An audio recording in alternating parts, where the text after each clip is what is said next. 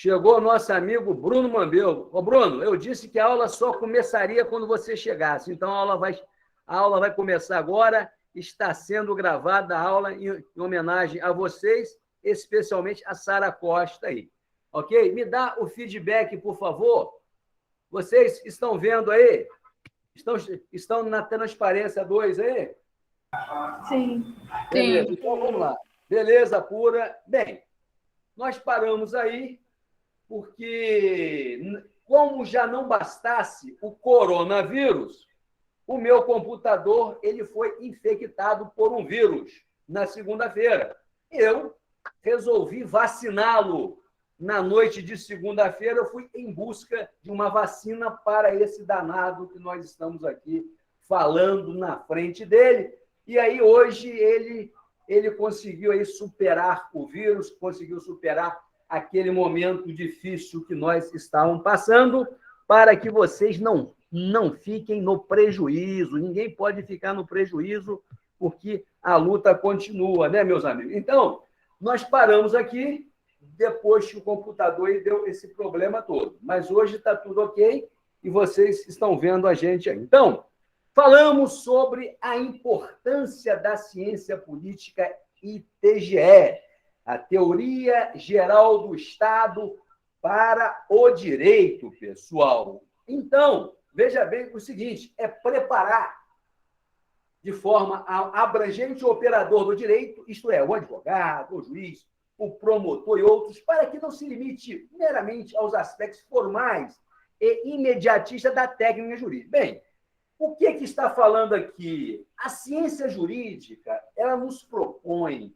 ela nos convida a nós extrapolarmos as fronteiras da legalidade, no bom sentido, ou seja, da tecnicalidade jurídica, para que o advogado, o juiz, o promotor, o defensor público não fique só no âmbito legal, interpretando o fato concreto. Muito bem? Então, a ciência política e a teoria geral do Estado, ela amplia os horizontes do operador do direito, porque nós vamos falar sobre aspectos sociais, aspectos políticos, nós vamos falar sobre a formação do Estado, vamos lá na Grécia Antiga, vamos na Roma Antiga, vamos ver filósofos da política, vamos ver liberais, vamos ver socialistas, muito bem? Então, a nossa matéria, a ciência política,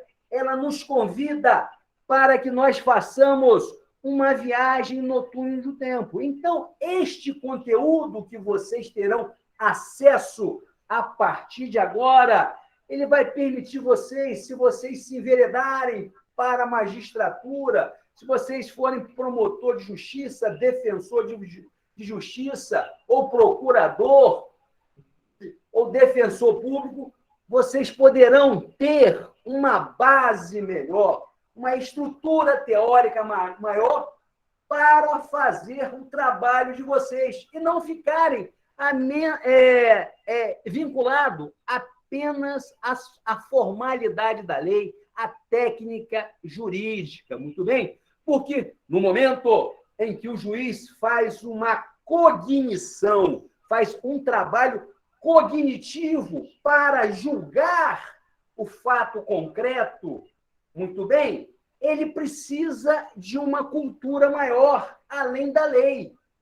Então, a ciência política é uma das disciplinas que vai propor isso ao estudante de direito, esse cara que entra na universidade, como vocês estão entrando agora, com uma cabeça e daqui a pouco ele se revela um grande causídico, um grande pensador, aquele cara que reflete os fatos de uma maneira mais ampla, muito bem? Então, este é o momento, esta é a disciplina, uma das, ok? Uma das disciplinas que vai convidar vocês a melhorarem a visão de mundo de vocês, falando de uma forma mais objetiva.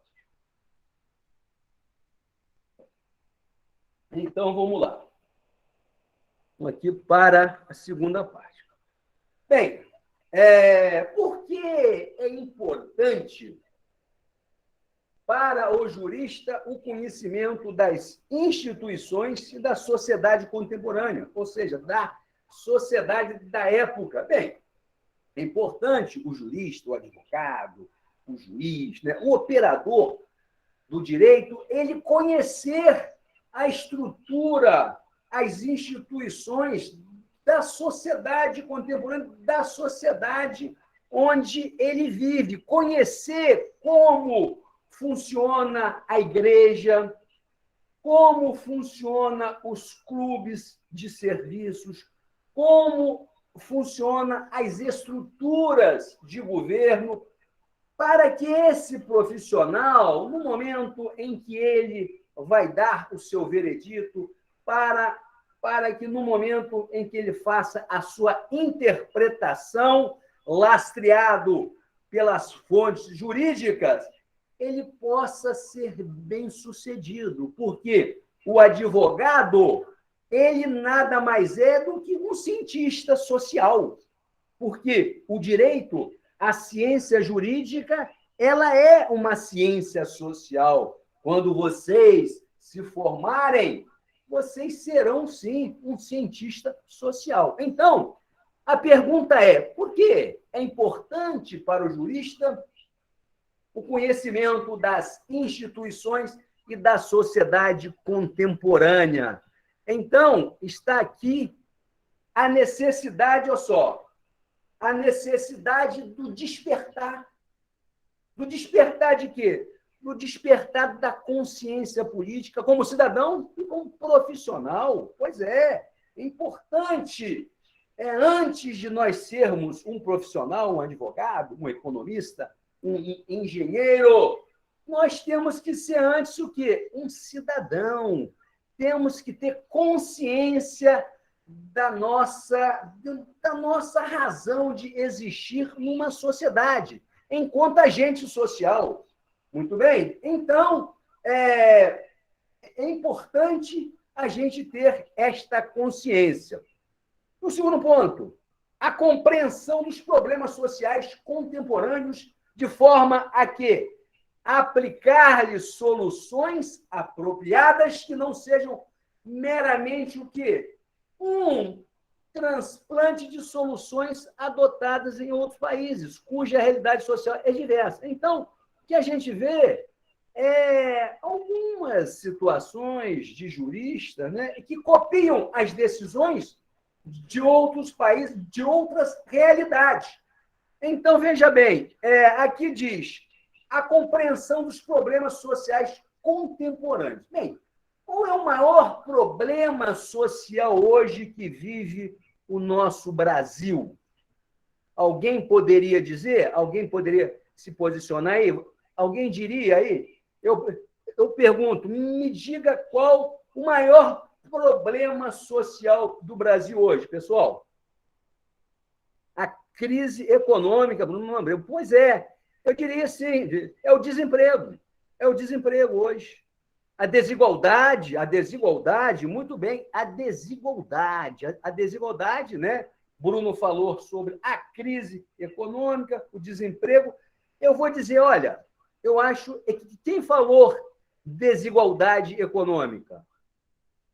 Por gentileza, repete para mim, por favor. Foi uma menina que botou... Ana Maria, pois é, eu diria que o maior problema nosso, Bruno, hoje seria o quê? A desigualdade econômica. Eu vou citar um fato rápido aí que está na mídia, inclusive. Olha que coisa paradoxal, olha que coisa contraditória.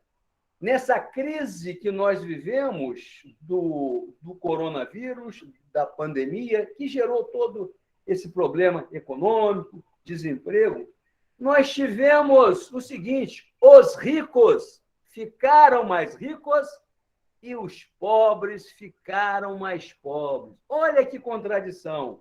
E não foi só no Brasil, não, no mundo todo. Então, o grande problema hoje do Brasil é a desigualdade econômica. Você tem hoje 1% de brasileiros que têm o quê? 99% da riqueza gerada no país. Olha que coisa gritante. Muito bem? Um desemprego alto, as pessoas estão aí passando fome, e no momento em que as pessoas empobreceram mais, o rico ficou mais rico. Então, a desigualdade econômica é o maior desafio das nossas elites políticas hoje, pessoal. Muito bem? Para que nós possamos construir uma nação, um verdadeiro país, é preciso que as pessoas, antes de mais nada, elas possam se alimentar. O que nós falamos segunda-feira, nós estamos discutindo no mundo hoje inteligência artificial, Bitcoin. Muito bem, e nós, no Brasil, estamos, né, com uma fatia significativa da sociedade passando fome. E digo mais, em um país onde nós somos o quê? Um dos maiores exportadores de alimentos do mundo. Então, como que você me explica essa desigualdade se você tem um país que alimenta o mundo, mas não consegue alimentar o seu próprio povo? Então, algo está errado e precisa ser consertado. Então, essa consciência política, a compreensão dos problemas sociais, é através da nossa disciplina, a ciência política, que nós vamos ter a oportunidade de olhar a sociedade e termos o quê? Uma opinião balizada sobre os fatos sociais, sobre os fatos econômicos. Então, eu gostei muito aí da colocação do Bruno, da Maíra aí, sobre a Ana Maíra, né? Salvo engano, sobre o grande problema nosso hoje, o grande desafio que tem hoje as nossas autoridades públicas é realmente acabar com a desigualdade e fazer o quê? Justiça social. E o que é justiça social? É você permitir que os cidadãos eles tenham o quê? Acesso à educação, à comida, à alimentação, à segurança pública, à habitação. Isso é justiça social. No momento em que o Brasil for justo com os seus filhos, no momento em que o Brasil tiver justiça social, ou seja, educação para todos, segurança pública, casa para todos, habitação, acesso à tecnologia, ao conhecimento, aí nós podemos dizer, não, realmente nós somos uma nação. Por enquanto, nós ainda não somos uma nação porque não conseguimos resolver o mínimo minimorum, que é dar alimento ao ser humano. Você vê que uma família, ela alimenta muito bem o seu cachorrinho, não é verdade? E o país não consegue alimentar uma parcela significativa, sendo nós um dos maiores produtores de alimentos do mundo. Então, é isso que nós temos, Bruno Adelcim. Pois é, Bruno. Então, nós precisamos, sim, construir uma justiça social. E construir justiça social é a gente dar o mínimo. O que eu estou pedindo? O que nós estamos pedindo? Educação é pedir demais? Habitação é pedir demais? Alimentação é pedir demais, gente? Pelo amor de Deus! Pois é, ultimamente não, sempre foi, mas com isso ficou pior, sem dúvida. Pois é. Ou seja, eu diria,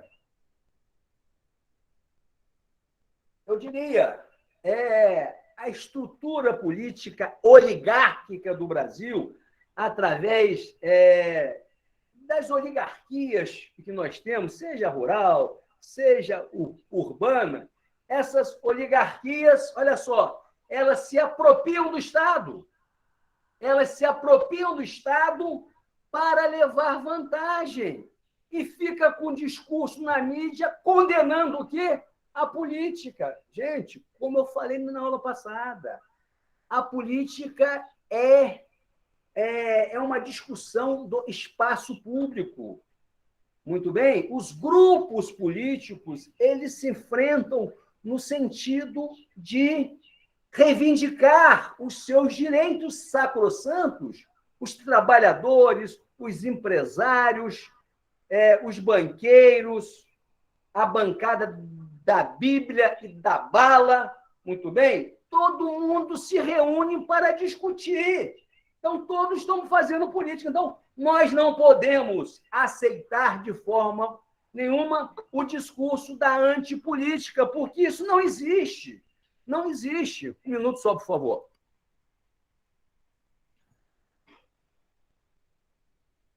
Alguém estava batendo aqui na porta? Muito bem? Isso não existe. Nós estamos agora enfrentando um problema geopolítico no mundo. Olha só, um problema geopolítico. O que eu estou falando é o problema da Rússia querendo invadir a Ucrânia, que está mexendo com a macroeconomia mundial.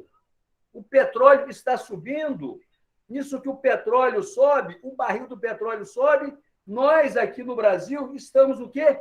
Pagando uma gasolina mais cara, um óleo diesel mais caro. Se estamos pagando o combustível mais caro, a comida chega mais cara nas nossas mesas, pessoal. Por quê? Tudo que nós consumimos, ele passeia de caminhão. O arroz, ele passeia de caminhão, o feijão, a carne. Então, quando o Vladimir Putin, ele faz essas ameaças, esse jogo, o mercado ele começa a oscilar. O barril do petróleo, o mundo é dependente do petróleo.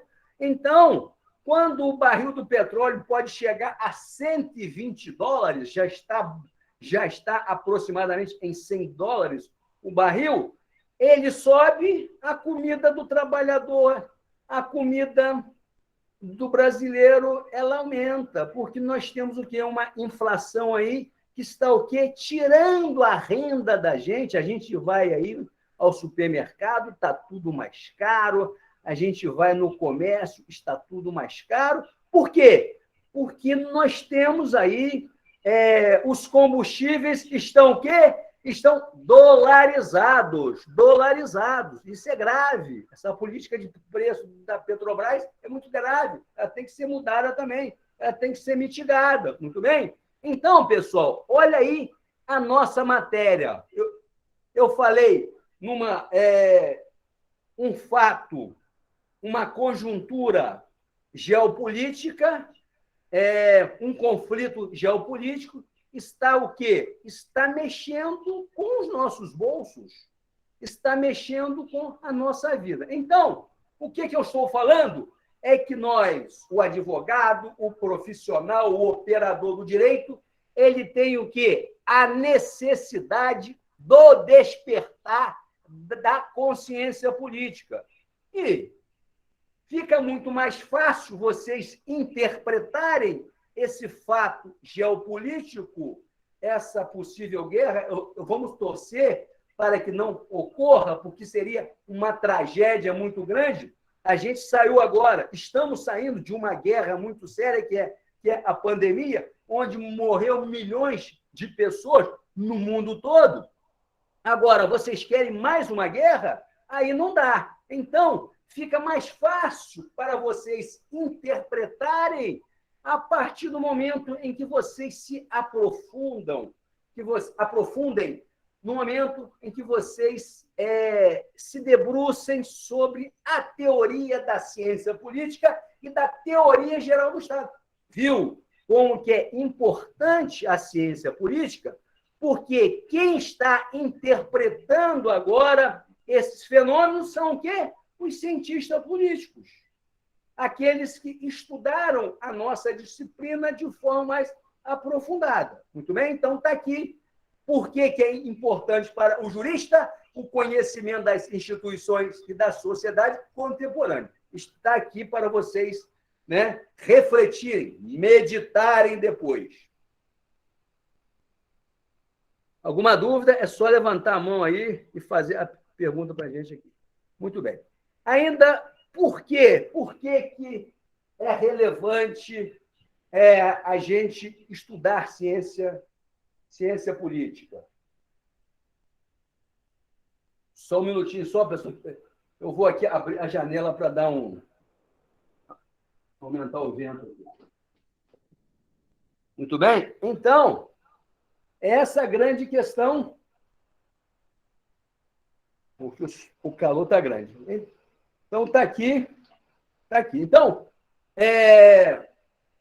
no momento em que a gente vai estudar a ciência política, nós podemos ter, nós vamos ter a capacidade de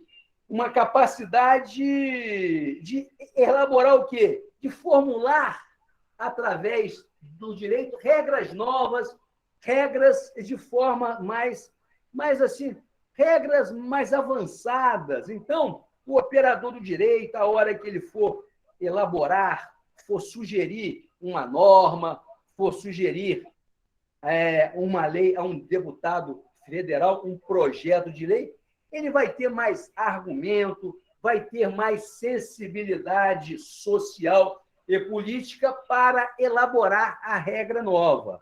Então, está aí. E mais, a percepção de que o Estado é figura quase onipresente nas relações jurídico-sociais, devendo o quê? Ser melhor conhecido, inclusive para quê? Para permitir perfeita delimitação do poder do Estado. Então, a ciência política ela vai permitir a gente a entender a onipresença do Estado. A partir do momento em que eu vejo o Estado, em que eu entendo essa onipresença do Estado, eu, de certa forma, vou poder ajudar a limitar o poder do Estado. Como, por exemplo, o Estado ele é de capital relevância, porque quem faz políticas públicas na sociedade é o Estado. Quem leva educação, quem leva segurança pública, quem leva estrada, quem leva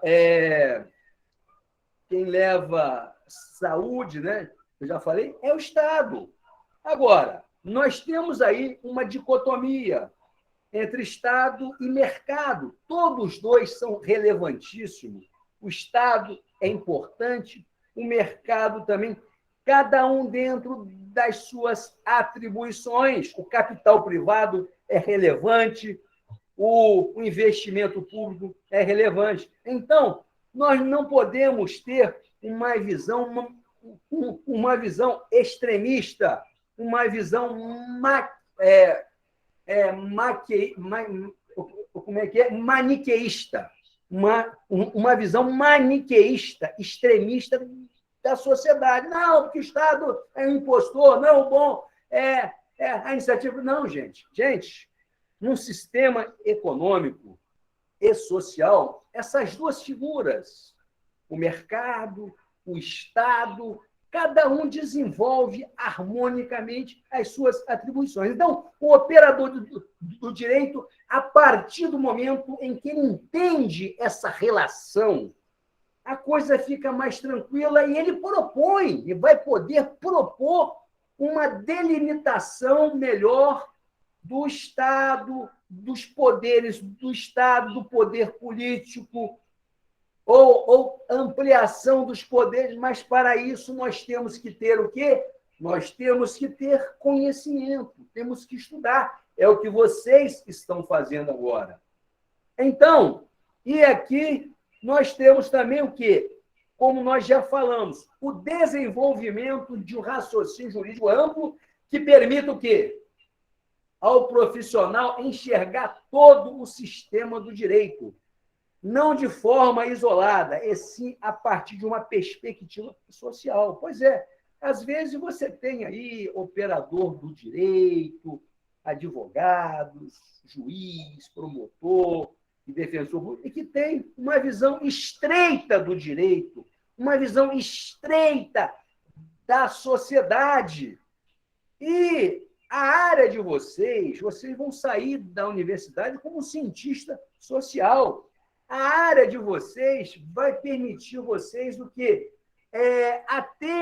A olharem o sistema jurídico de uma perspectiva social melhor, de uma perspectiva social mais amplificada, pessoal. Muito bem? Então, é isso que a nossa disciplina, a nossa matéria vai permitir a vocês, vai permitir a cabecinha de vocês, arejar a cabeça de vocês. Isso é de capital relevância.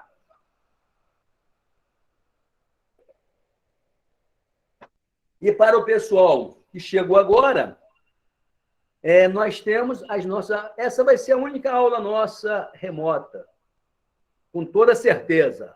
Com toda certeza. As nossas aulas serão presenciais, se Deus quiser, a partir do dia 7 de março. Então, vamos lá. Graças a Deus, Pedro Henrique da Costa. Isso, Isadora. Isadora está aí. Isadora, você... Nem percebi que você estava na sala, Isadora. Seja bem-vindo, bem-vinda. Então, aqui, vamos para o próximo. Aí, depois de nós, estou aqui sim, KKK, Isadora Ferreira Barbosa. Muito bem, Isadora. Aí, Isadora, vamos e venhamos agora. Já que nós argumentamos sobre por que estudar ciência jurídica, ciência política e teoria geral do Estado, por que eu vou estudar? Nós já explicamos aí, para que o advogado tenha uma visão amplificada do processo, tenha uma visão amplificada do sistema jurídico, das relações de poder. Nós vamos agora acessar o conceito de ciência política. Eu quero dizer a vocês, como nós conversamos no início do curso, segunda-feira, nós vamos tocar a aula até 21h45. Foi votado, fizemos uma plenária rápida e nós tivemos esse trunfo, ganhamos aí de forma majoritária as pessoas que votaram para que nós tivéssemos uma aula até 21h45, encerrando antes 15 minutos, porque 15 minutos refere-se ao nosso intervalo. Então, meia hora antes de terminar a aula, eu vou fazer algumas perguntas para vocês, vou botar aqui no chat sobre a aula de hoje, ok? E eu quero dizer o seguinte, né? Essas questões que nós vamos elaborar, elas sempre caem nas nossas avaliações. Como dizia um amigo meu, elas são caíveis. Elas são caíveis na prova, ok? Deixa eu só amplificar a janela aqui. 1 minuto, por favor. Elas são caíveis na nossa prova. Então, um conceito de ciência política, olha, não posso deixar de cobrar, tem que cobrar. Então, o que é a ciência política? Olha o conceito dela.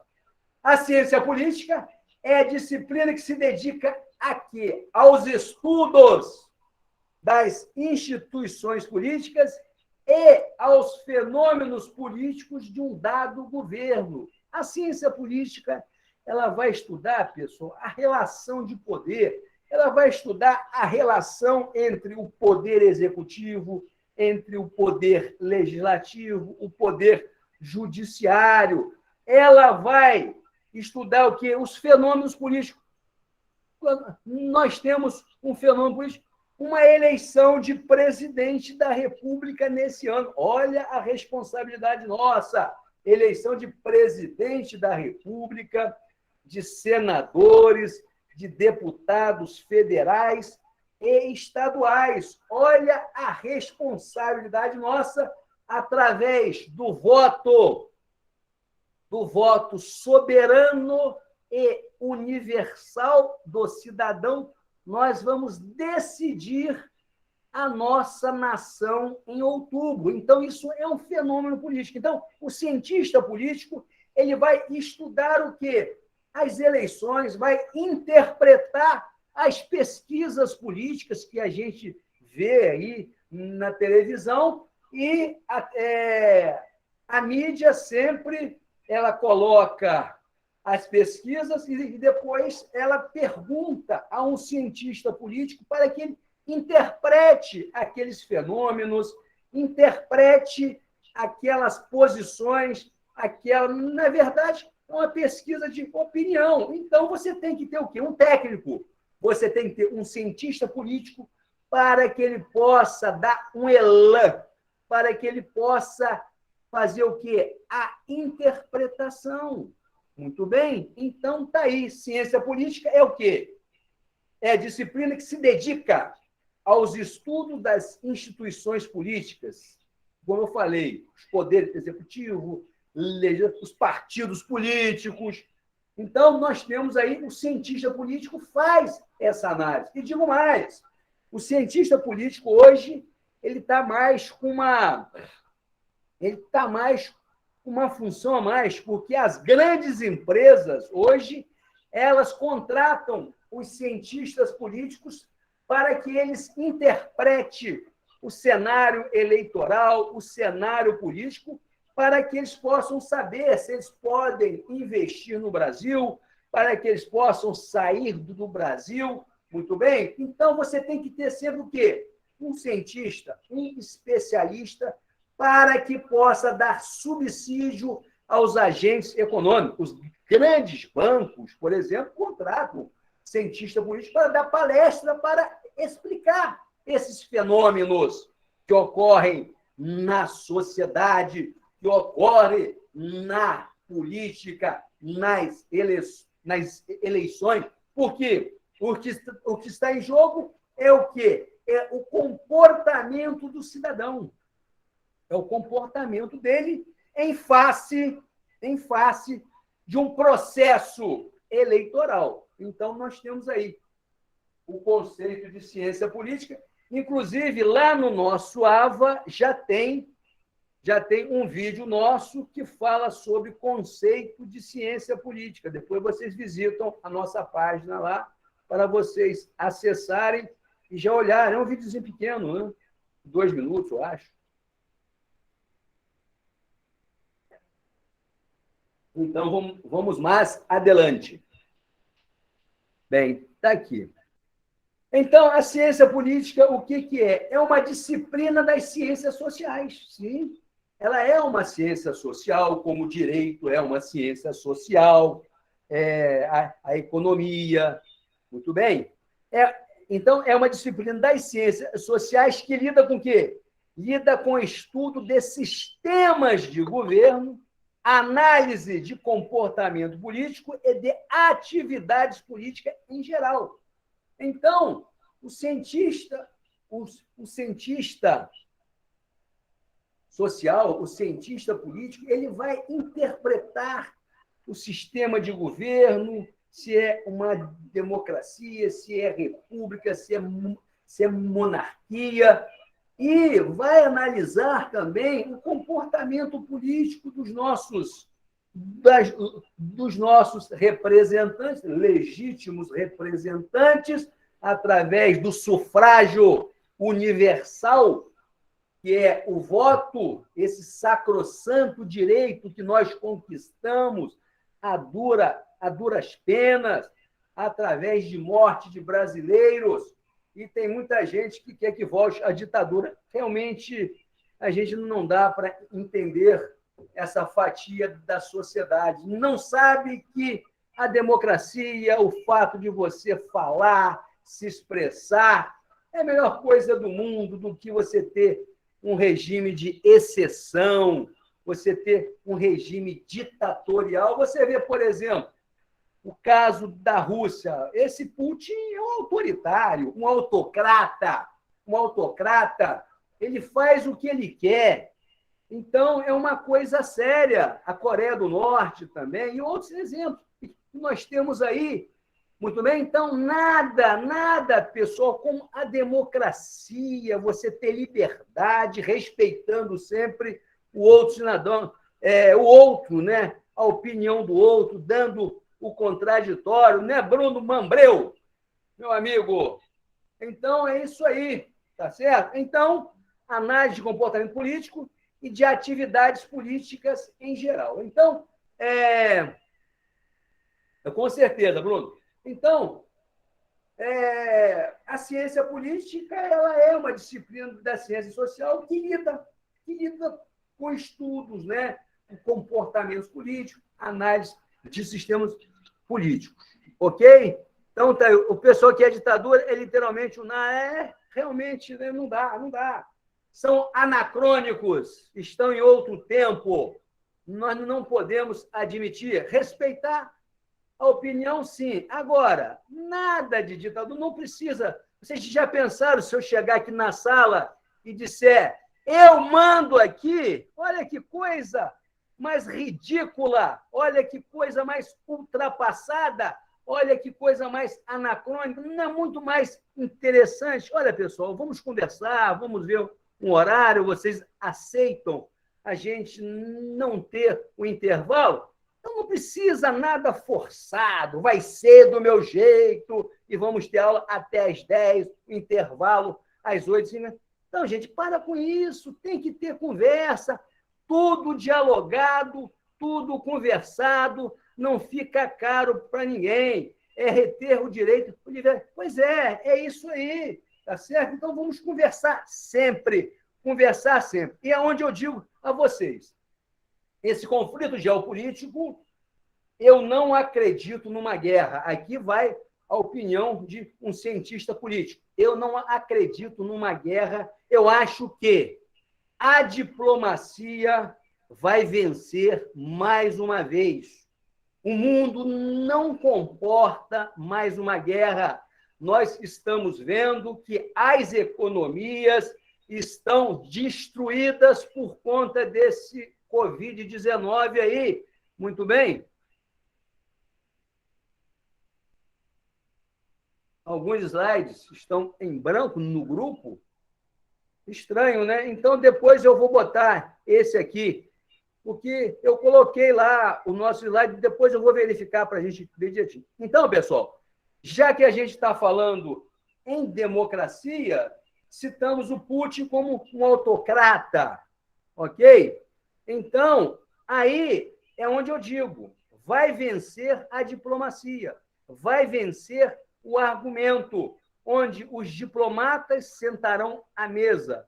Diplomatas russos, ucranianos, americanos, a ONU está se reunindo e outras instituições para que a paz social reine e nada de ditadura e nada de autocracia. É a democracia sempre. A gente vai estudar aqui, vocês verão como que vai funcionar. Muito bem? Então, está aqui. Vamos para o próximo aqui. Então, aqui. Bem, aí eu falei sobre sistema de governo.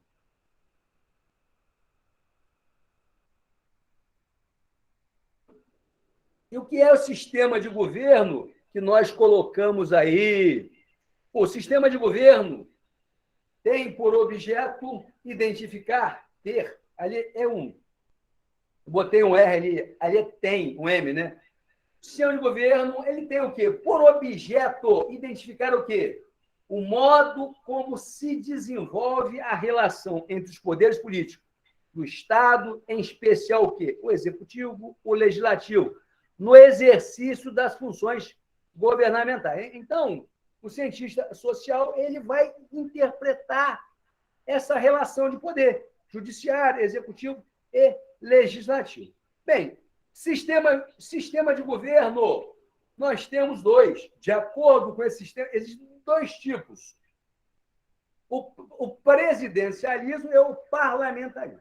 O presidencialismo, pessoal, nós temos o quê? É o sistema que impera hoje no Brasil. O presidencialismo, você tem o quê?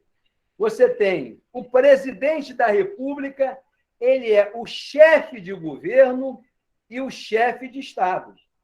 Okay? Ele acumula as duas funções, chefe de governo e chefe de Estado. No parlamentarismo, não. No parlamentarismo, você tem o quê? Um primeiro-ministro. O presidente da República, ele é o quê? Ele é o chefe de Estado. E o primeiro-ministro é o chefe de governo. Então, no parlamentarismo, quem vai administrar e governar é o primeiro-ministro. O chefe de Estado, que é o presidente da República, ele vai ser o quê? Uma rainha da Inglaterra. Pois é. A Inglaterra é o quê? É uma monarquia parlamentarista, onde a rainha, ela é o quê? A chefe de Estado. E o primeiro-ministro é o Boris Johnson. É o Boris Johnson. Muito bem? Entenderam o que é sistema de governo? Então, o cientista social ele vai pegar e vai estudar essas relações. A gente vai ver isso mais a miúde. O que é presidencialismo, o que é parlamentarismo. Apenas uma pincelada para que vocês saibam efetivamente o que é sistema de governo. Vocês já sabiam, obviamente já ouviram falar, mas eu estou dando exemplo aqui, ok? Então, são esses objetos que a nossa disciplina vai estudar.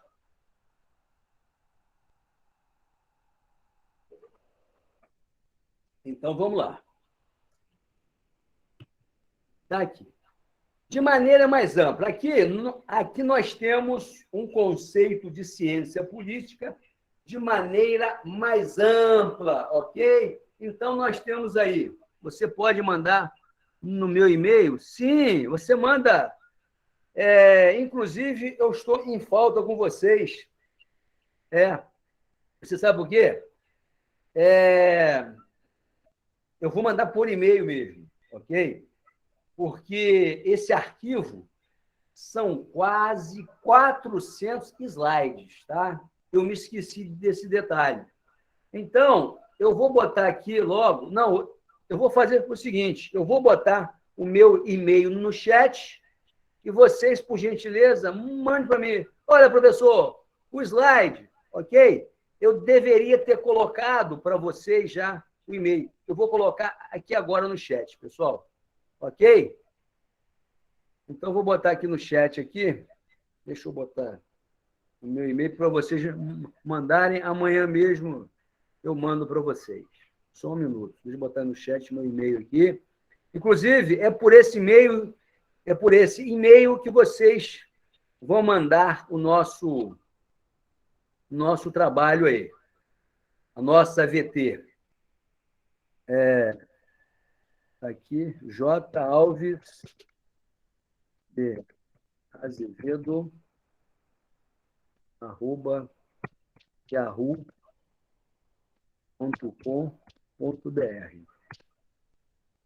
Já guardem, já botem lá no favorito de vocês esse e-mail, jalvesdeazevedo@yahoo.com.br. Aí eu mando para vocês amanhã o slide. É só me provocar. É só mandar para a gente aí. Então, tá lá. Vamos lá. Então, de maneira mais ampla, sobre a... O cara é canhoto, né? Oi, alô? Alguém está com o microfone ligado aí? Eita, isso aí. É hora do jantar, é natural esse relaxamento, faz parte. Está acabando, hein? A partir do dia 7, acaba. É olho no olho, hein? Vamos lá. Então, está aqui, de maneira mais ampla, o nosso conceito. A ciência política pode ser o quê? Pode ser entendida como a disciplina que se volta para o estudo de qualquer fenômeno ligado às estruturas políticas de maneira sistemática, sempre apoiado na observação empírica rigorosa e fundamentado em argumentos racionais. Bem, a observação empírica rigorosa, o que eu quero dizer? Uma observação, uma pesquisa sobre uma pesquisa eleitoral, ela é uma observação empírica onde o cientista político ele faz a compilação dos dados e faz uma interpretação dos dados através do seu arcabouço teórico, através do seu conhecimento. Então, pessoal, isso que quer dizer aqui? Então, foi exatamente o que nós discutimos até aqui. Esse conceito mais amplo é apenas para vocês terem o quê? É para vocês terem mais uma... para vocês consolidarem, para vocês sedimentarem o conhecimento de vocês no que tange ao conceito de ciência política aqui. Então, está aqui. Vamos lá. Então, só consolidando e fechando. Trata-se, portanto, de quê? De uma disciplina das ciências sociais que lida com o quê? Lida com o estudo de sistemas de governo, que nós colocamos ali, ou seja, eu estou repetindo, né? Através do parlamentarismo, presidencialismo, análise de comportamento político, a gente já viu, e de atividades políticas em geral, dos partidos políticos, da militância política. Então, isso aqui nós já vimos exaustivamente. É apenas, reitero, para sedimentar o conhecimento de vocês. Ela cuida principalmente dos atos e dos atores que participam de atividades políticas, considerando suas ações e o cenário em que essas ações são tomadas. Isso aí a gente já viu também, não precisamos nos ater muito. Foi o que eu falei com vocês. No momento em que vocês forem fazer a nossa avaliação, vocês podem se basear por esse slide aqui, logicamente que vocês vão pegar algumas outras fontes bibliográficas, vão pegar os outros livros, tal, para enriquecer a resposta de vocês.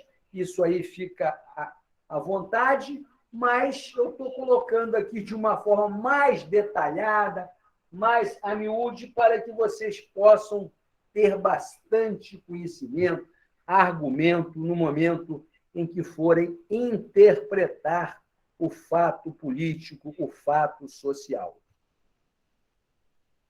Daí, mais uma vez, dedica-se também ao estudo dos processos de disputa política, que nós falamos, as eleições, isto é, os processos de embate em nome da distribuição de poder.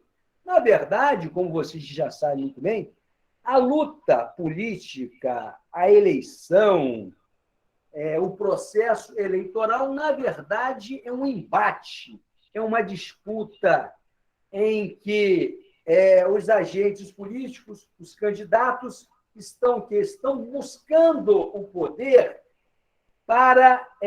estão buscando o poder, e é uma forma de você, através desse embate, é uma forma de acontecer a distribuição de poderes. Por exemplo, você tem os candidatos ao poder executivo, você tem os candidatos ao poder legislativo, ao Senado, ao Congresso, à Câmara dos Deputados. Então, o processo político nada mais é do que uma disputa para, no fim, você fazer uma distribuição dos poderes com aqueles que se elegeram através do sufrágio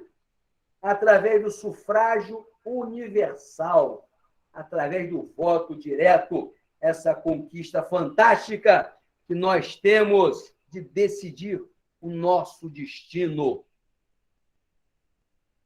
Tá aí. E ainda, só para consolidar essa questão aí. O cientista político pode estudar o quê? Instituições como as corporações, que nós já falamos, as empresas, sindicatos, as igrejas e outras organizações cujas estruturas e processos de ação se aproximem de quê? De um governo em complexidade e interconexão. Então, isso aí não é novidade para nós, porque nós já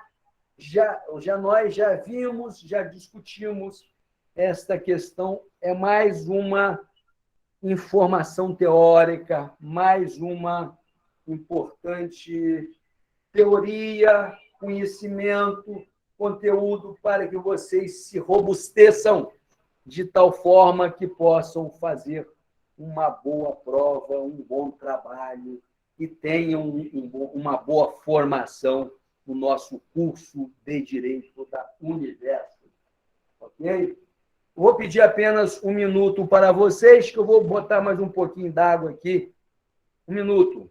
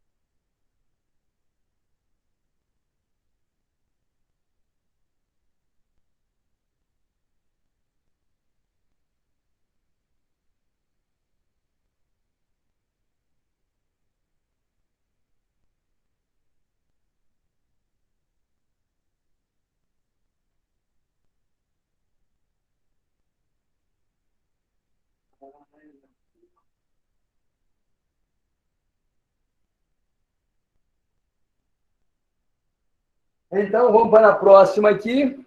Vamos botar aqui na próxima aqui. Cientistas políticos medem o sucesso de um governo, de políticas específicas, examinando o professor Alfio. O senhor pode explicar o trabalho do VT? Sim, o trabalho do VT, acho que foi a Sara Costa que colocou aí. A VT vai ser, eu disse a vocês que a gente vai falar sobre um capítulo ou 2 capítulos do livro O Príncipe de Maquiavel. Não tem nada de mais, não. É um pequeno resumo, um trabalho que tenha uma introdução, um desenvolvimento e uma conclusão, uma interpretação de um dos capítulos do livro ou 2 capítulos. É tranquilo. Vale 10, vai ser entregue depois da nossa V1. Nesse primeiro momento, pessoal, vamos focar aonde? Na nossa V1. A VT é posteriori, é depois, é tranquilo. Não tem aí o que se preocupar. Não sei se vocês entenderam, se você entendeu. Então, Sara, não tem problema nenhum, não, tá? Não vai ser nada assim, a gente vai ter uma aula ou 2 sobre Maquiavel, ok? Mas primeiro agora é V1. A VT é entre a V1 e a V2, e é tranquilo, é um trabalho que vocês mandarão para o meu e-mail, valendo 10, tá bom? E para a gente sedimentar aí, cientista político mede o quê? Medem o sucesso de um governo e de políticas específicas, examinando muitos fatores como estabilidade, justiça, riqueza material e paz. Desenvolve que tanto as teses positivas, analisando as políticas, quanto tese normativa, fazendo recomendações específicas. Olha, a questão é a seguinte: os governos eles necessitam de avaliações, de pesquisas, o governador, o presidente da República, o prefeito. Então, esses caras que a gente elege, esses representantes legais que nós elegemos, eles fazem o quê? Eles contratam o cientista político ou cientista social para avaliar o quê? As ações do governo, para ver se eles estão indo no caminho correto, se estão investir na saúde. Mas o senhor vai falar sobre o livro no dia 6. O livro, vou falar. Aliás, não vou falar sobre... Nós teremos uma aula sobre esse livro. Aula, 2, 3 aulas sobre o livro. É um capítulo... Fiquem tranquilos. A minha sugestão é a seguinte, que vocês comprem o livro e já vão lendo o livro devagarinho. Porque o livro são 22 capítulos. É um livro fino, não é um livro grosso. Então, vocês vão falando aí sobre o livro, vão lendo o livro devagarinho. Se quiserem ler, reler, isso aí é cultura, isso aí é importante, porque o advogado ele tem que ter uma cultura vasta. Ele tem que ter uma cultura vasta, porque no momento em que ele vai defender uma pessoa, um cidadão, ele precisa de argumento. E o argumento a gente só adquire através da leitura. E a área de vocês é uma área que exige muita leitura. Embora a gente viva numa sociedade onde as pessoas se comunicam através de tweets, né? São 140 caracteres. Hoje escreve-se muito pouco, hoje se lê muito pouco. Isso é um problema sério, porque a área nossa, o direito, ela exige muita leitura. Então, é onde eu sugiro que vocês já comecem lendo o livro O Príncipe de Maquiavel, devagarinho, nos finais de semana, hora que chegar em casa, pela manhã, separa aí uns 20 minutos, uma meia hora, para ler o livro, estudar a matéria, porque vocês só vão agregando valor, vocês só vão acumulando o conhecimento. Então, é o que eu falei aí. Então, o cientista político, ele avalia os governos, porque os governantes, os nossos governantes, eles contratam os cientistas políticos para avaliar os governos.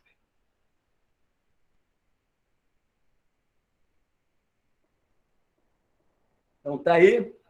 Vamos lá.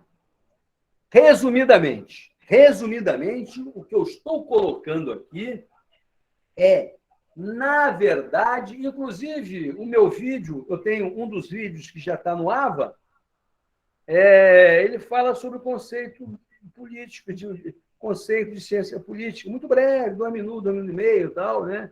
Porque hoje, se a gente fizer um vídeo de 1 minuto, já é considerado uma palestra, uma aula, não é verdade? Então, vocês gostam do Reels, né? O Reels é aquele videozinho de 15 segundos, lá do Instagram, aquela pílulazinha. Mas o advogado, ele vai ter que ler um pouco mais. Mas os vídeos são vídeos curtos, pequenos. Então, resumidamente o quê? Resumidamente, tudo que nós falamos até agora. Então, ciência política é o estudo de quê? É o estudo, a compreensão da pesquisa do fenômeno político, das relações sociais, das relações de governo e das relações de poder que são estabelecidas dentro do Estado. Então, tudo isso que nós falamos até agora está dado aqui de forma resumidamente. Olha só, como que nós... Isso aqui posso botar até no Twitter, que vai encaixar certinho. Não vai encaixar? Isso aí deve ter 140 caracteres. O que é a ciência política, a ciência política e teoria geral do Estado? É o estudo, a compreensão da pesquisa do fenômeno político, das relações sociais, das relações de governo, das relações de poder que são estabelecidas aqui dentro do Estado. O Estado, que nós vamos ver a sua origem, o conceito do Estado, como surgiu o Estado, é uma relação de poder. Nós temos lá o poder executivo, temos os ministros, o presidente da República. Tudo ali é o quê? é uma relação do poder do presidente da República com seus ministros, do governador do estado com os seus secretários, do prefeito com os seus secretários. É uma relação de poder.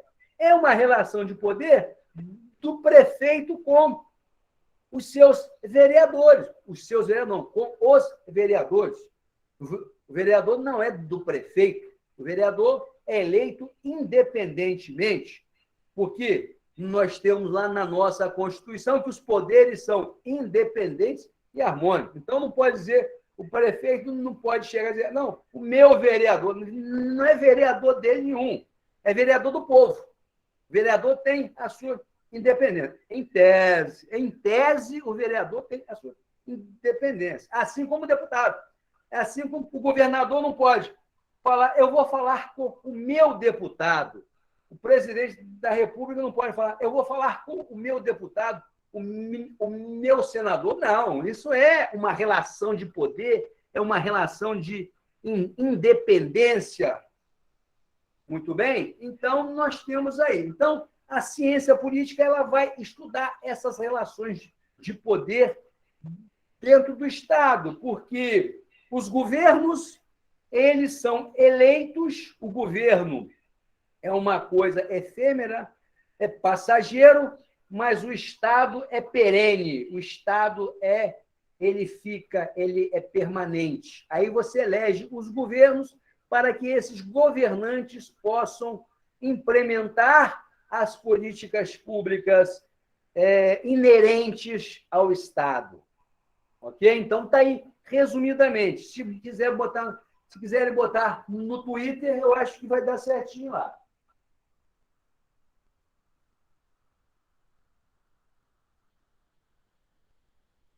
Então, vamos lá. Bem, aí, olha só, vocês que estavam querendo falar em Maquiavel, vocês ficam chamando que ele aparece aí, viu? Ele aparece, ó. Segundo Maquiavel, olha só, esse que é Maquiavel. Essa fera aí que é Maquiavel, esse cientista foi o maior cientista político.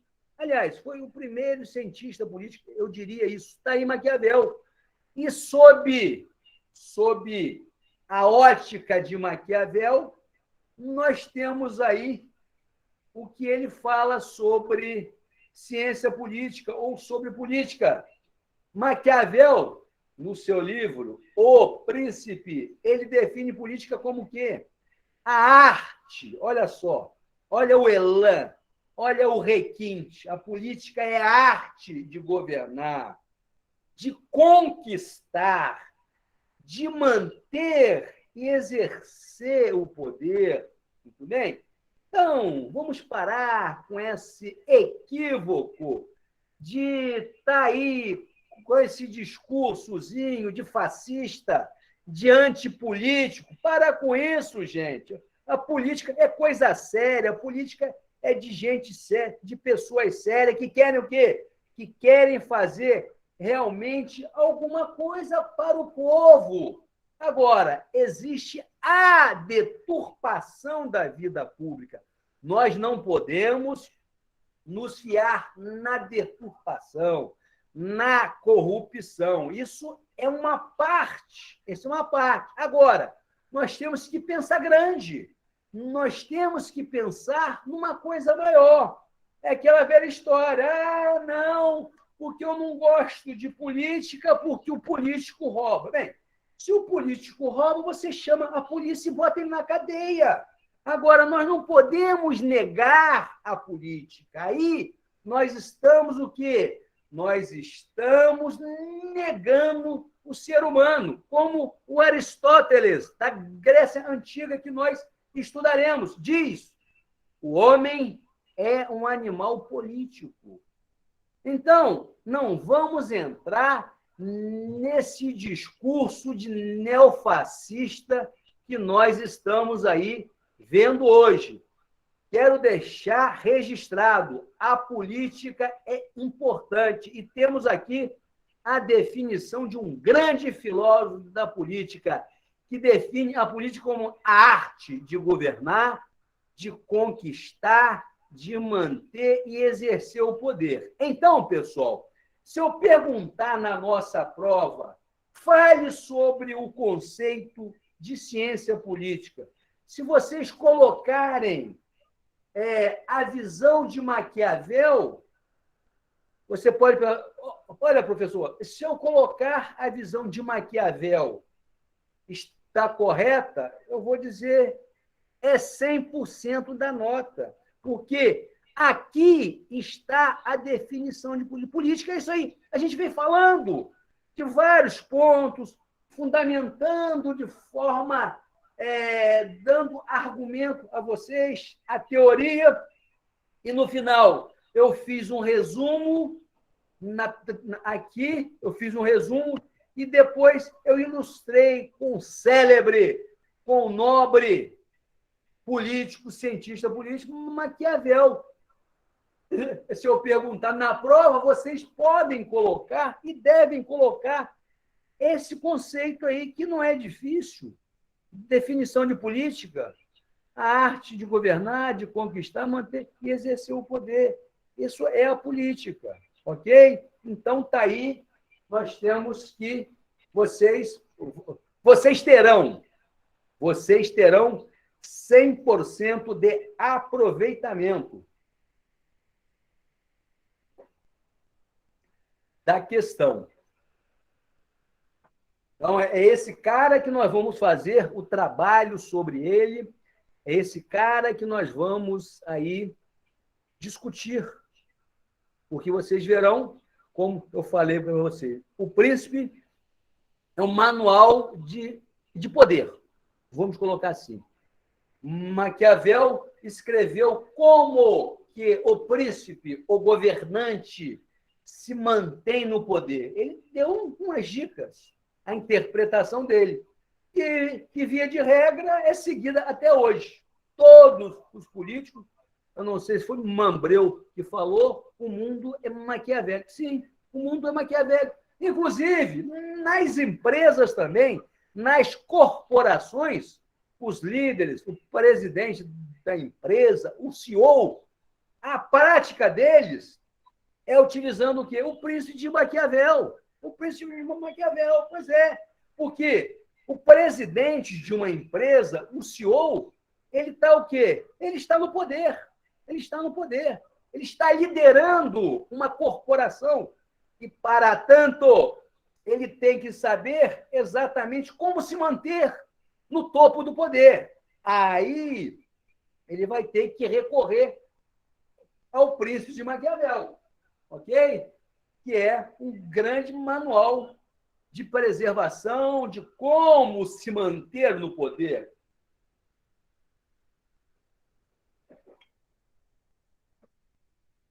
Então, tá aí. Vamos lá? Está aqui.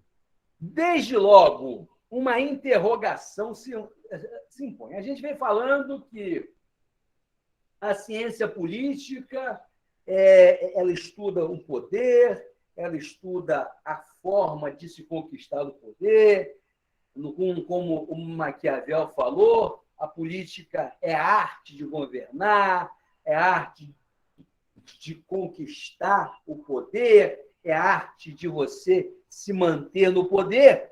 E, professor, afinal de contas, o que é esse tal de poder que você tanto fala? Poder, poder.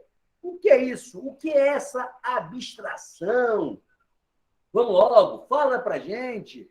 O que é poder? Então, é o que nós colocamos aí. Desde logo, uma interrogação se impõe. O que é poder?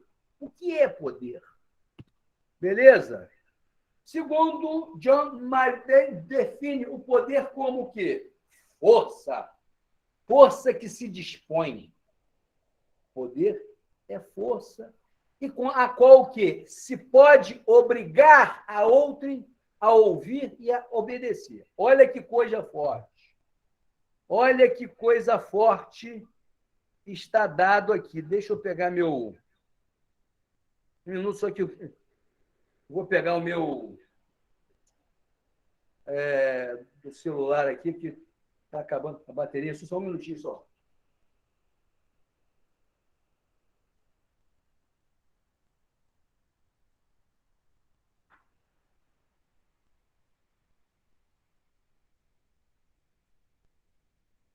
carregador aqui. Carregador está aqui. Então, está aqui. Vou ter que acabar mesmo. Deixa ele sem coisa. Muito bem. Então, aqui, nós temos aqui, né? John Marie define o poder como força, né? Uma coisa assim, meia ditatorial. Poder como força que se dispõe e com a qual se pode obrigar outro a ouvir e a obedecer. Isso, um minuto só aqui.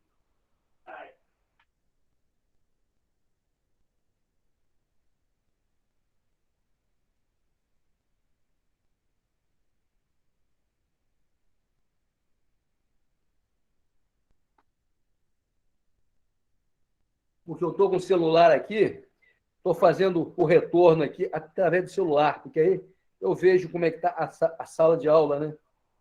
Aí fica melhor aqui. Apagou aqui. Está meio escuro. Ficou um pouco escuro aí, né? Mas não tem problema, porque eu tenho que ter esse retorno aqui. É importante para a gente aqui. Muito bem. Aí, nós temos aí o poder segundo a visão. Força, obrigar outro a ouvir e a obedecer. Vamos lá. É a visão dele, né? Não quer dizer que a gente concorde com isso, mas é uma visão que algumas pessoas têm sobre o poder. O poder é obrigar as pessoas a fazer alguma coisa, a ouvir, a me ouvir, aquela coisa toda. Então, vamos lá. Vamos partir. Bourdieu, atendendo à origem e à finalidade do poder, ele define o que é poder. Então, o quê? Bourdieu diz: o poder, pessoal, é uma força nascida da vontade social, destinada a conduzir o grupo na obtenção do bem comum e capaz de impor aos membros do grupo uma atitude determinada. Olha só, são palavras fortes que são usadas na definição do poder. Olha, eu vou retornar aqui. John Marie diz o seguinte: define o poder como força que se dispõe e com a qual se pode obrigar outro a ouvir e a obedecer. Um ato de força aqui. Bourdieu fala que o poder nasce da vontade social, nasce da sociedade, é destinado o quê?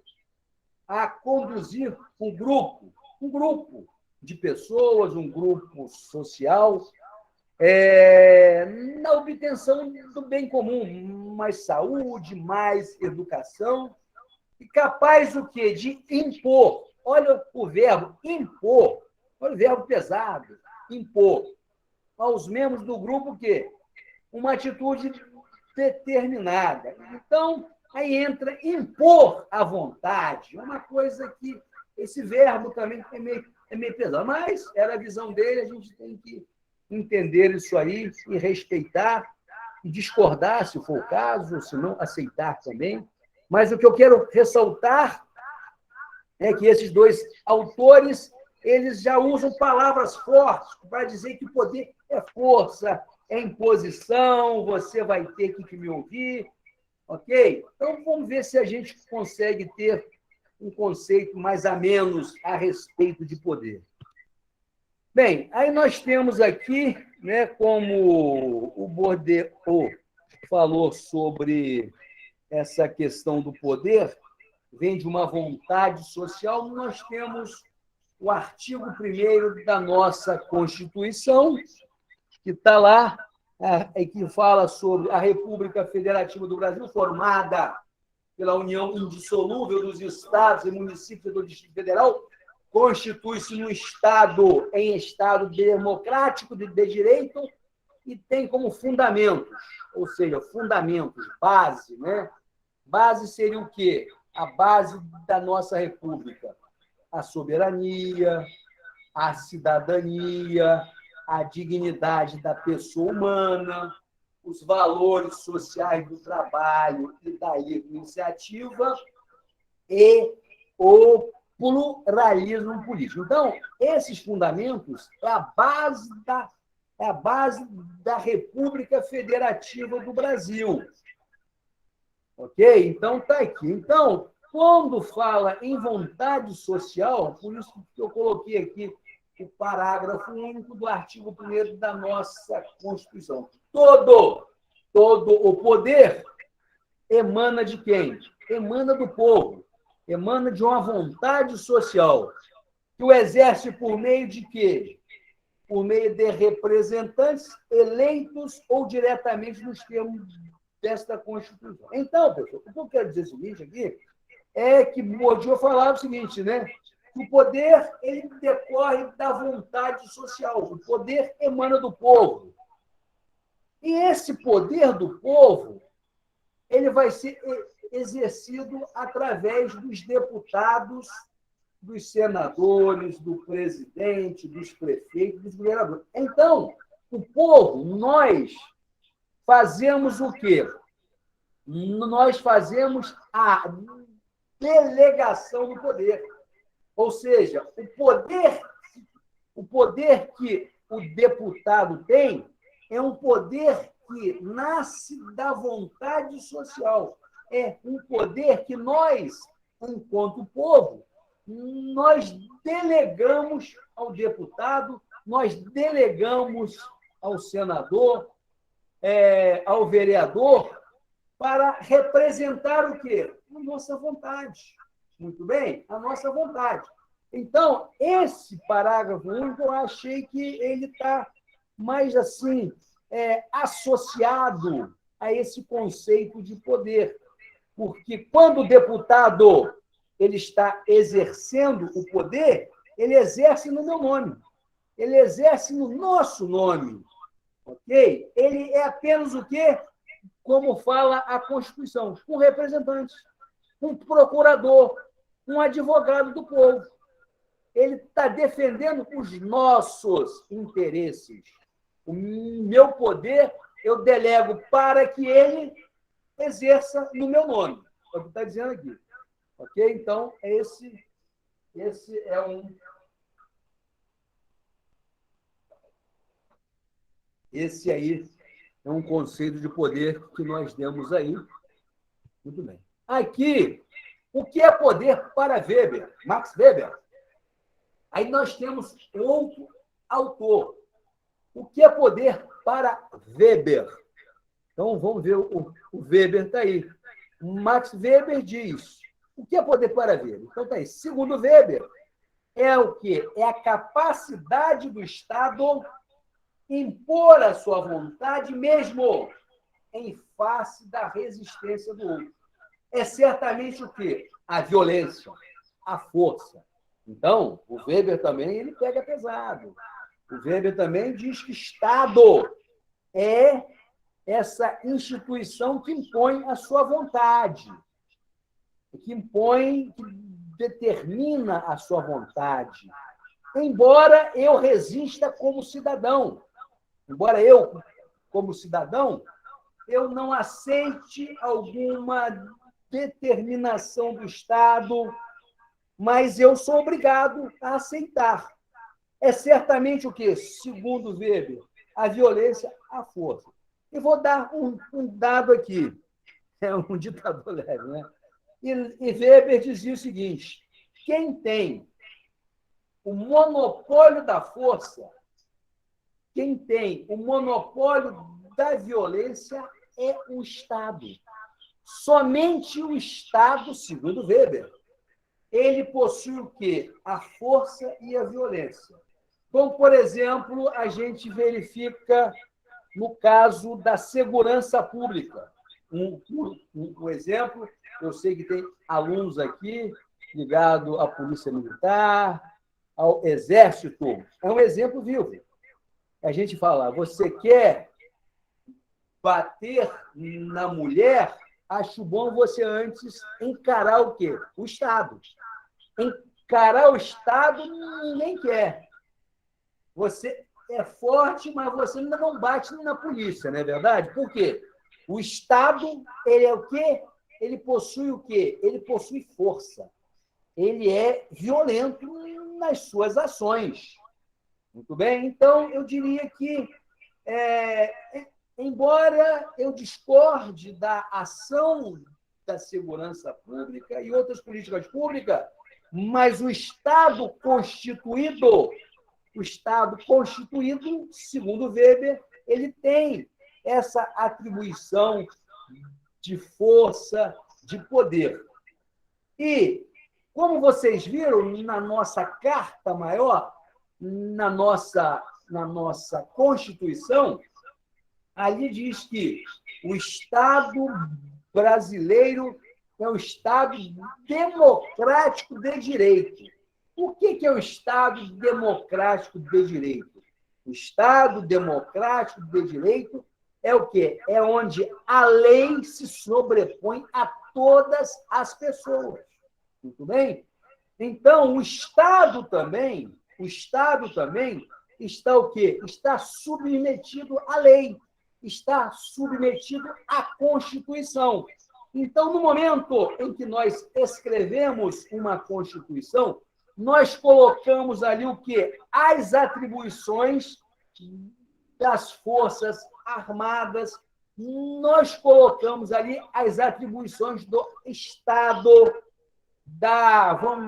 vamos colocar assim, tudo que nós queremos enquanto sociedade está registrado na nossa Constituição. Então, o Estado brasileiro é um Estado democrático de direito, onde o quê? A lei é a autoridade. O presidente da República está o quê? Está submetido à lei.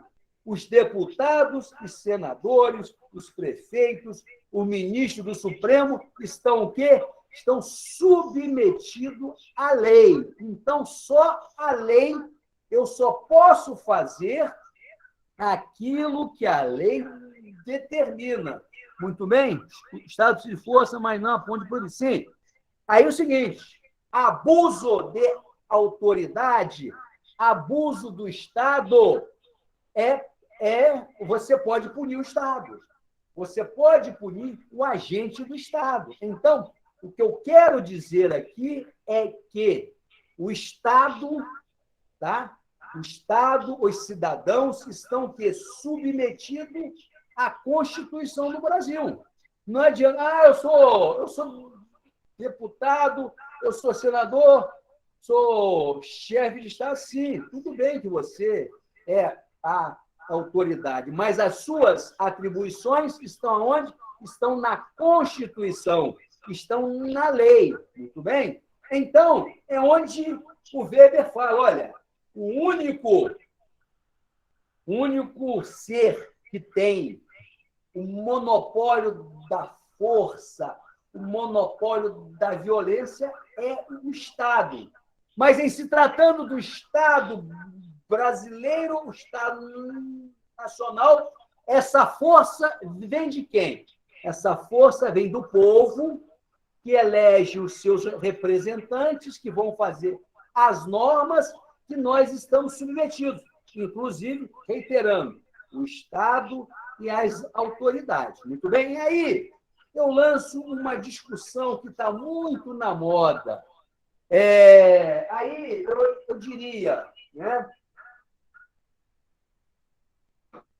a questão sobre armamento da sociedade. Veja bem, pessoal, se vocês pegarem Weber vai dizer, olha, o único que tem o monopólio da força é o Estado.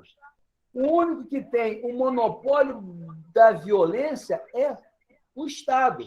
Então, pessoal, como que eu vou dar arma ao cidadão? Se o Estado faz isso, o que o Estado está fazendo sob a ética weberiana? Ele está o quê? Abrindo mão de um poder dele e dando o quê? Ao cidadão. Bem, gente, o cidadão ele não pode ter o quê? ele não pode ter, ele não pode ter a violência, ele não pode ter o quê? O monopólio da força. Entende? Por quê? Esse monopólio da força, segundo Weber, é do Estado. Só o Estado pode o quê?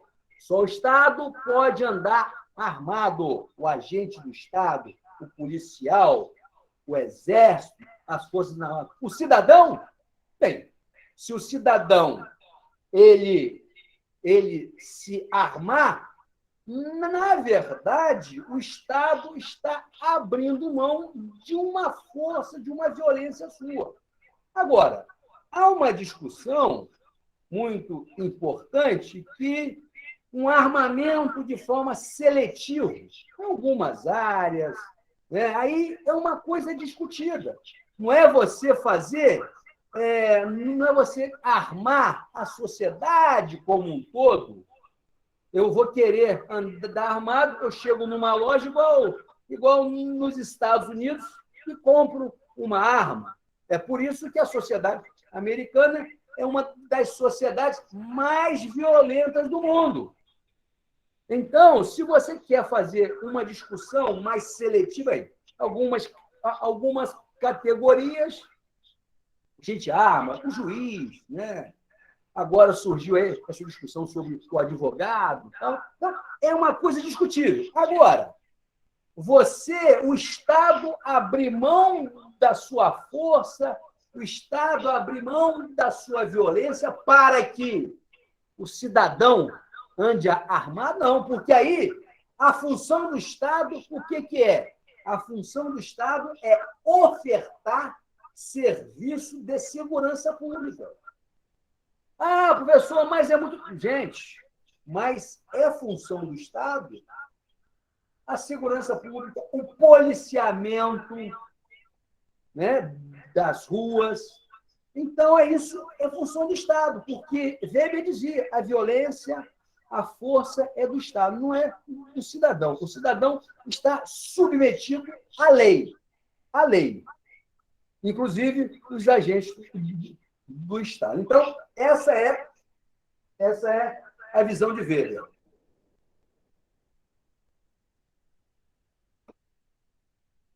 Aí. Então, só para reiterar, Weber dizia que o monopólio da força e da violência era do Estado. Então, é importante vocês saberem isso aí. Aí. Vamos lá. Mais de Weber. Assim, uma única entidade, que é o Estado, pode exercer o quê? A autoridade com o uso o quê? O uso da violência sobre determinado território, sendo que o território é também o quê? Uma característica do Estado. Portanto, o quê? O Estado soberano moderno se define pelo quê?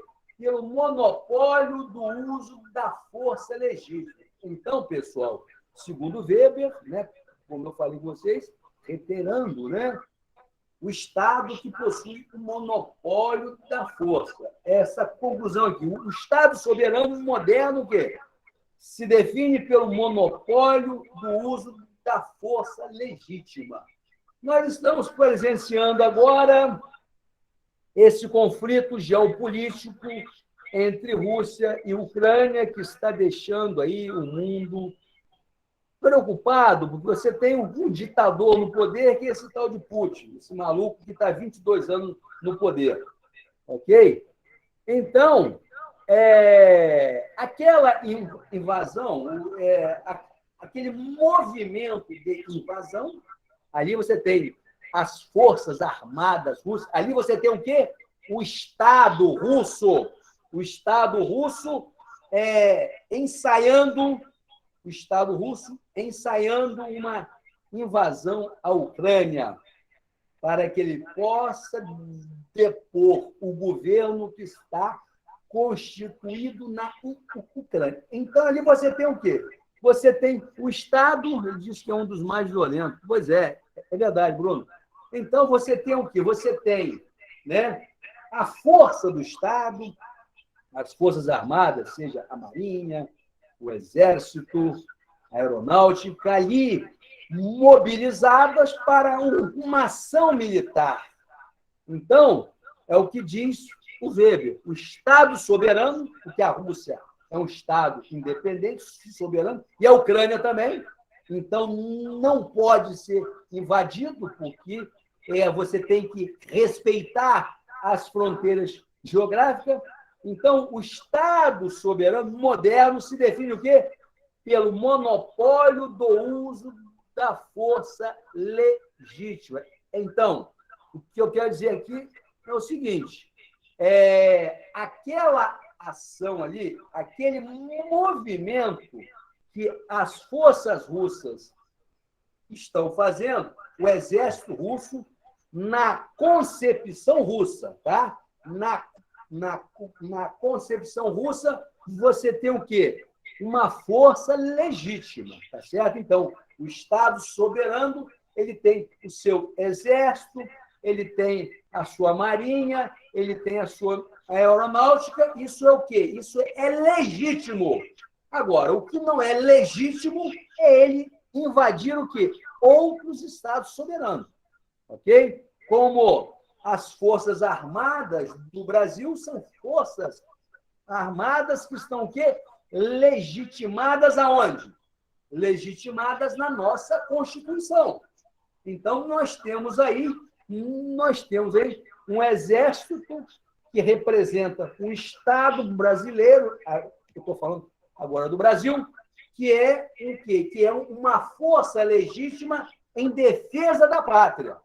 É como está vendo lá na Rússia. Sob a ótica russa, aquele exército é legítimo. Reiterando, ilegítimo é a invasão, ilegítimo é a guerra nesse momento agora. Eu acho que a guerra, né, ela é muito inconveniente em qualquer situação, né? É o que eu falei e repetindo.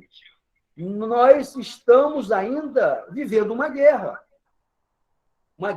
contra esse Covid-19. Então, nós já estamos há 2 anos em guerra, ok? Só no Brasil morreram mais de 600 mil pessoas.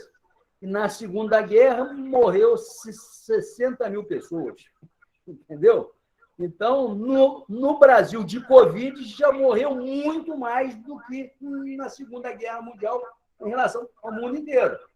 Então, a gente está na guerra ainda, estamos vivendo o enfrentamento, utilizando a vacina, utilizando máscara, aquela coisa. Agora, vem um ditador que está há 22 anos no poder e, de brincadeirinha, ele quer fazer uma outra guerra, aí vai ser uma desgraça total, porque se a crise está ruim, a crise econômica, desemprego, ela pode piorar se esse maluco invadir. É onde a gente estava discutindo.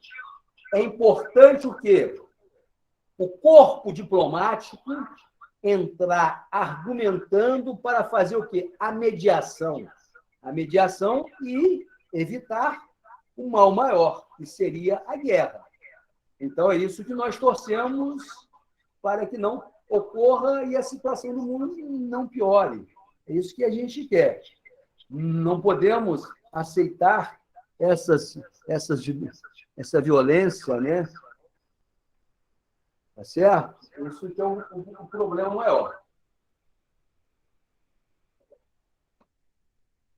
Então, tá aí. Vamos ver aqui agora. Bem, para a gente fechar aqui essa questão de poder, e eu vou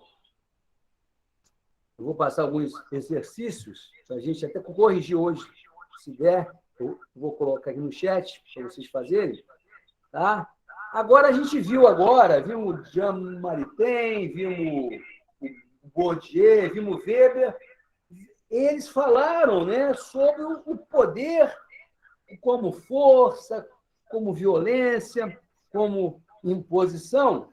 Agora, eu tenho aqui um exemplo de uma outra autora, uma judia, o que é poder para Hannah Arendt. Dizimou toda fora, é verdade.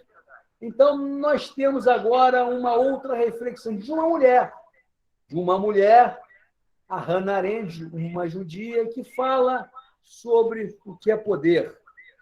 O que é poder para Hannah Arendt? Olha só.